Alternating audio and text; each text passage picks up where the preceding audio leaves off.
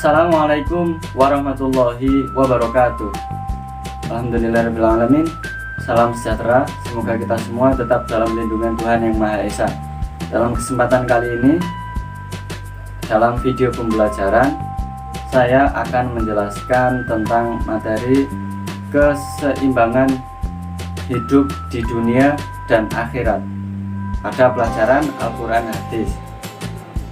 Diharapkan pada pembelajaran pada hari ini untuk siswa agar memahami isi kandungan dari hadis yang akan saya sampaikan mengenai tentang perilaku keseimbangan hidup di dunia dan akhirat riwayat Ibnu Asakir dari Anas, dan dapat menyajikan data tentang sikap hidup yang seimbang antara kehidupan dunia dan kehidupan di akhirat. Untuk memahami tadi, diharapkan dapat menjelaskan pengertiannya, menerjemahkan hadis, dan mengidentifikasi sikap hidup yang sesuai dengan hadis. Kemudian untuk penyajian data, diharapkan dapat menunjukkan sikap yang mencerminkan isi kandungan hadis sesuai hadis tentang keseimbangan hidup di dunia dan akhirat. Langsung saja untuk materi pada pertemuan hari ini. Sebelumnya yakni mengenai kisah Khalifah Umar bin Khattab radhiyallahu anhu. Ini termasuk dalam Khulafaur Rasyidin. Sahabat Umar sewaktu menjadi khalifah pernah sangat marah ketika melihat orang yang hanya berada di masjid untuk ibadah tetapi mengabaikan tugas dan tanggung jawabnya terhadap keluarga.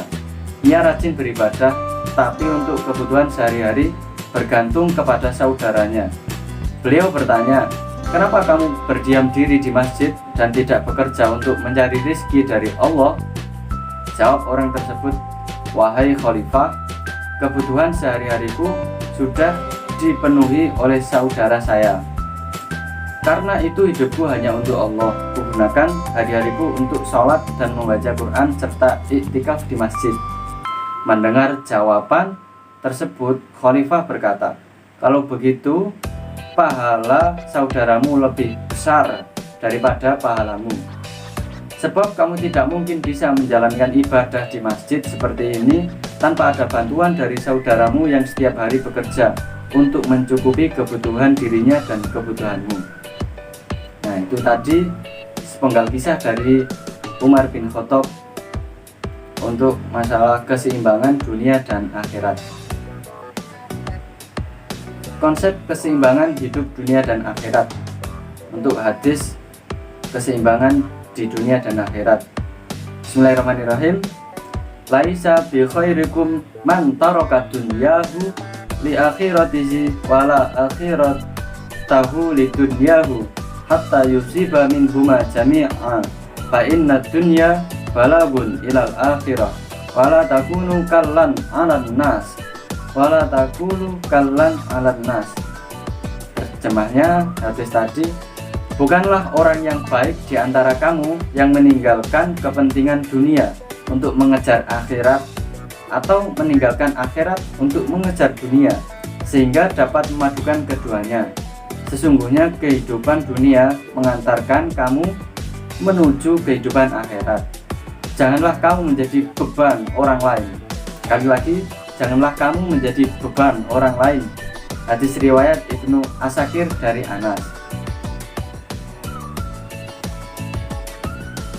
Rasulullah bersabda,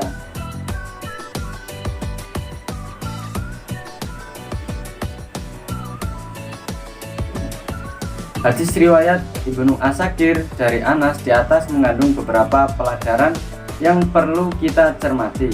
Adapun beberapa pelajaran yang dapat kita ambil dari sabda Rasulullah SAW adalah: yang pertama, tidak dibenarkan orang Islam lebih mengutamakan kehidupan akhiratnya hingga melalaikan kehidupan dunianya. Begitu pula sebaliknya, mengejar kehidupan dunia hingga melupakan akhiratnya juga bukanlah hal yang baik. B atau kedua, yang terbaik dalam Islam adalah adanya perhatian yang seimbang antara kehidupan dunia dan akhirat. Ketiga, kehidupan dunia perlu diperhatikan, bukanlah sebagai tujuan hidup, akan tetapi sebagai sarana untuk mencapai kehidupan akhirat. 4. Dengan adanya perhatian yang seimbang antara kehidupan dunia dan akhirat, Allah Subhanahu wa Ta'ala berjanji akan memberikan kebahagiaan hidup di dunia dan akhirat. Yang terakhir, agama Islam melarang pemeluknya menjadi beban, wala takulu kallan aran nas. Agama Islam melarang pemeluknya menjadi beban yang memberatkan bagi orang lain. Maka wajib bagi umat Islam berusaha dengan keras untuk mencukupi kebutuhan hidupnya sendiri, sehingga tidak menjadi beban orang lain. Kandungan hadis. Beberapa pelajaran yang terkandung dalam riwayat Muslim.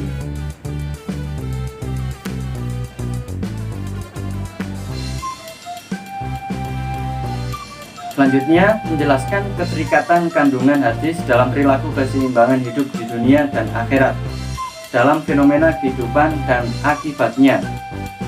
Kandungan hadis. Hadis pertama mengajarkan tentang keseimbangan dalam perhatiannya terhadap kehidupan dunia dan akhirat. Jadi tidak benar meninggalkan dunianya demi kepentingan akhiratnya. Begitu pula sebaliknya. Islam melarang kepada pemeluknya menjadi beban orang lain. Ini berarti mendorong untuk hidup mandiri. Akibat yang B, akibat atau dampak positif. Dampak positif yang akan dapat diperoleh umat Islam ketika menerapkan ajaran-ajaran yang terkandung pada hadis tersebut, akan tercapai kebahagiaan hidup di dunia dan akhirat. Damai, penuh kebutuhan hidup, dapat memenuhi kebutuhan hidup sendiri sehingga tidak meminta-minta dan menjadi beban orang lain. Memiliki pribadi yang mandiri.